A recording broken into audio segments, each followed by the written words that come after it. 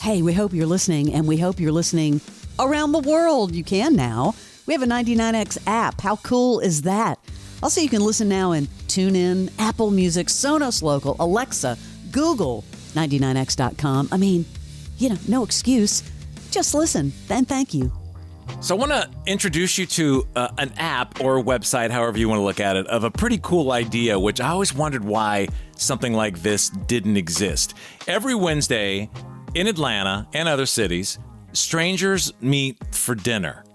So you book a seat and you show up to a dinner party, which we're going to learn about. But I think that's a really cool idea.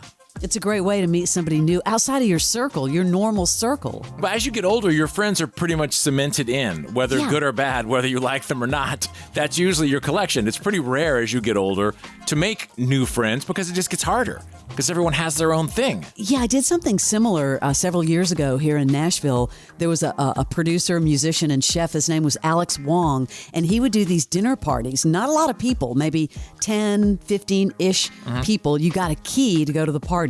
You didn't know anybody that was there.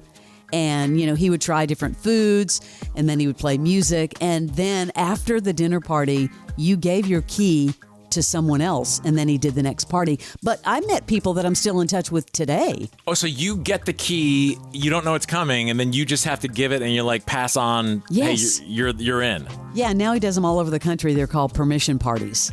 Permission parties. Okay, that's interesting. Yeah, very, very cool. I love the idea. This website's called Timeleft. Please welcome Lais. Did I say it right? You did. Thank you. Good morning, Lais. Good morning, Barnes and Leslie. Thank you for having me. That's such a pretty name. Where are you from? I'm from Brazil. Brazil. I've been living abroad since 2010, but originally from Brazil, and currently in New York City. Got it. So this concept, how long has this been around? Well, the company that originated Timeleft started about 3 years ago, but we landed on the concept of dinner with strangers in May 2023. And we landed in the United States in March this year. What does the name have to do, like Timeleft? What is that? Yeah, that's a great question. So the idea of Timeleft started with connecting people in meaningful ways at its core. And it started with the idea of connecting people based on their dreams. But soon enough, we found that connecting someone who wants to climb the Everest, surprisingly enough, becomes a very vague concept. There's people who just have that vague idea and have not even started going around the block to hike. There's people who have already bought all the gear. There's people who have been climbing. That said, connecting people based on their bucket list dreams was not working. But that evolved soon into the idea of the simplest way to connect people is through food. Restaurants are widely available. Let's just put 6 people together around the table every Wednesday and make it scale. And that worked. But the idea of Timeleft, back to your question, becomes make the most of the time you have. Oh, left. That's so cool. And then you're with like-minded people. So explain to everyone listening, how does this work? You sign up to the app, you download the app, and you answer a couple of questions about yourself. And there's a wide range of questions from your age, where you're from, and your humor preferences. You answer to those questions, and then you sign up for a dinner next Wednesday, for example, and we will match you with a group that likely will share a similar stage of life with you and other secret sauces from our algorithm. The point being, we match you with people with whom you're likely to have interesting conversations. So you have dinners going on all over the city, so it's not just one dinner. It's you take all the people's interests and you start matching them up and spreading them out? Yes, pretty much we get, let's say, around 150 people in Atlanta on a given Wednesday. Oh. And we organize those people in several different restaurants. We curate the best restaurants in town, offering different budget tiers. So some people want something more casual, some people want something more like upscale. We match people based on their, of course, budget preferences, dietary restrictions, and whatever our algorithm says that these people would be compatible. We have a compatibility score, and we match people based on not their interests, but based on a combination of factors that would indicate they're likely to share a good conversation. What ends up happening is that we have around, let's say, 50 tables on a given city where across different restaurants, people are having conversations with people they've never seen before. Wow. And more often than not, the recommendation rate we had, for example, for last month was like 88 out of 100. People have conversations with people who they say, it felt like meeting old-time friends. It felt like being on a trip and finding strangers and connecting people serendipitously.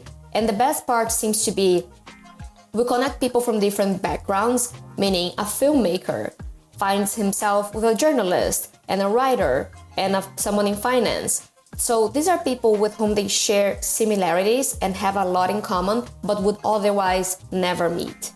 The app is called Timeleft, and I'm looking at, while you were talking, I started clicking into, it said book a table. So I'm inside the quiz, and someone knows what they're doing because these are very interesting, the way they're guiding you to your dinner. Like, for example, under personality, it says, are your opinions guided by logic and facts or emotions and feelings?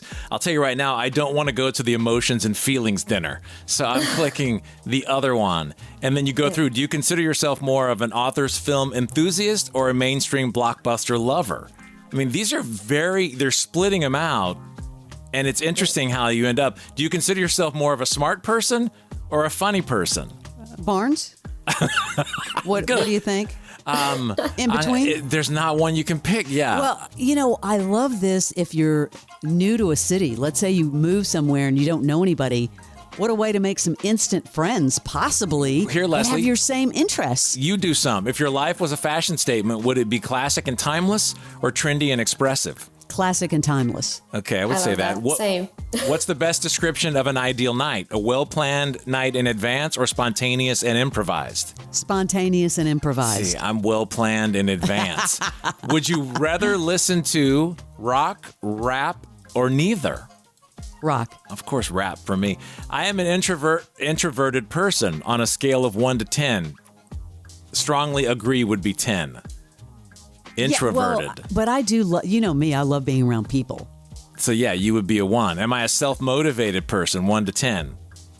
Yeah, these are good. So you go through the profile, and then does it tell you at the end, here's the restaurant you're going to?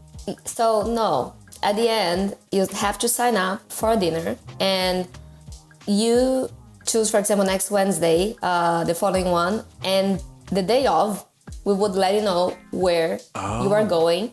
And we let you know the names of the people you are meeting. So you're solo. This is not for a couple. This is for one person. It's not for a couple. We got requests before about, for example, you mentioned, this would be great for someone moving to a new city. And that demographic is definitely very significant within our app. Okay. That being said, we also have people like me who are married and have been in a relationship for a long time. And you just need new friends. You just need to meet people to talk about culture and new movies with. So, by the way, our algorithm is literally like there's a secret sauce. We cannot guarantee that you're only gonna meet people, for example, who consider themselves smart or funny altogether. We probably have a nice balance because you see, many times what makes a table interesting is the diversity of minds. And many people use us in different stages of life, people in long-term relationships, people who are single, because they just want to meet new people. And some people use us with the intention of, maybe I will meet someone special. That being said, there's not that pressure of like matching someone based on their picture and based on what they said, so much better. Chatting and arranging for where we're gonna go. There's only the just show up and talk to people like we used to. We're speaking with Lais de Oliveira. I think I said that correctly. Way to go, Fram. Just diving in for the whole thing. Timeleft, timeleft.com. There is an app. And you said it. I think it's so much better than a dating app, Barnes. Yeah. There's no pressure here. You should incorporate couples, though, because I think as you get older and you're married for so long and your friends start doing other things and they're not available as much anymore, and it's in a non-sexual way, like having other couples to do like-minded things, like people that maybe they're empty nesters so they can travel, or people who can go. Not a bad idea, like a phase 2, but I do like this for, gotta have some new friends. Love it. All right, like-minded friends. Yes, thank you. Timeleft.com. We appreciate you coming on with us. Of course. Thank you for having us. Thank you. Have a good day. It's Timeleft.com is where you can find it. This is the original. It is 99X.